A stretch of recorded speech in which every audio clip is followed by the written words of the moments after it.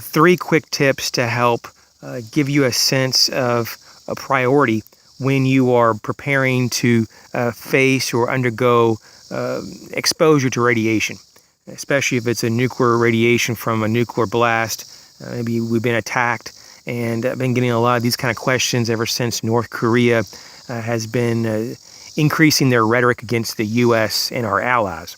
And so simply put, if you're exposed to radiation or it's imminent or it's something that you could predict, maybe there's a warning saying that we have only a minute or two before impact, and you have that advanced knowledge, or whatever the situation is, you just know you need to do something because you're going to be exposed to radiation very shortly.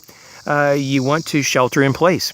At home, it's obviously probably going to be the deepest part of your home, and maybe like in the center of your basement or a wine cellar, or if you have a really nice deep storm shelter, that's where you would want to go.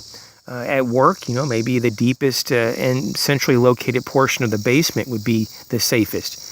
Maybe there is an underground parking garage. Go to the lowest level. That would probably be the safest. And you have to just kind of see what is at your disposal. When we talk about sheltering in place, the hardest part about this is having provisions when you need it. And that's the second tip. At least to have some provisions accessible at all times. At work, you may have a drawer in your desk that's just dedicated toward preparedness. At home, you may want to have a closet or two that's just devoted toward rations. And most prepared people have things put back anyway, so this isn't going to be that bad, especially if you are sheltering at home.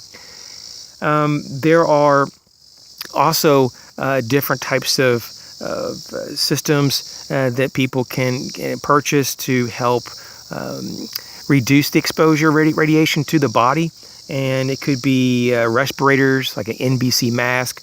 It could be even medications like potassium iodide. And there's even radiation suits. It just depends on how far you want to take this. There's almost no limit, even for civilians, about how you can prepare. You can be very prepared if you really choose to be.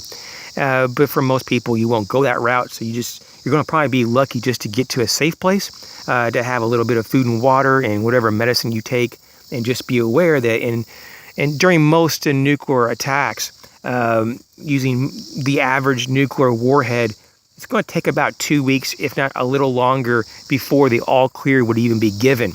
So it takes time for the radiation to disperse and for the isotopes to break down. And so with that being said, we have to have a place to go, we have to have provisions, and we'll probably want to be able to at least receive some communication to get the all clear, and to just kind of be aware of what's going on the outside. So some type of radio system. Now, if you're really deep in the ground, you may not be able to receive anything or transmit. So an AM, FM, a NOAA weather band radio, shortwave radio, all those are preferred, especially if, for those in North America. And other countries may have other systems in the NOAA weather band. But having the ability to at least receive emergency communications and to maybe even possibly receive various broadcasts and communications between your emergency public services in your area could be very beneficial. So with that, everyone, I wouldn't worry too much about all these threats. Once again, that's all they are. There's a lot of rhetoric going on. The rhetoric isn't helpful, but at this time, sometimes things just have to run its course.